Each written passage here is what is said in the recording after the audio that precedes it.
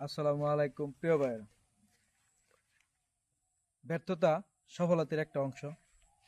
এক লাফে হরিণ শিকার করতে পারে না বাঘ, যতই হোক হিংস্র। হোঁচট খেয়ে ঘুরে দাঁড়ানো শক্তি সাহস সঞ্চার করেছে যে জন, তার জীবনে সফলতা আসতে বাকি নেই বেশিক্ষণ। থেমে না গিয়ে আবার চেষ্টা করলে হয়তো অপেতে সফলতার দেখা।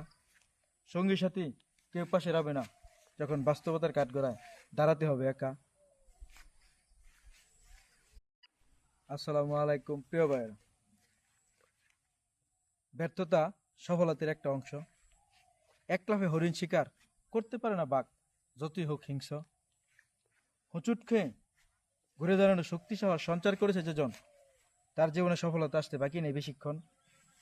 থেমে না গিয়ে আবার চেষ্টা করলে হয়তো অপেতে সফলতার দেখা। সঙ্গী সাথী কেউ পাশে রাবে না, যখন বাস্তবতার কাঠগড়ায় দাঁড়াতে হবে একা।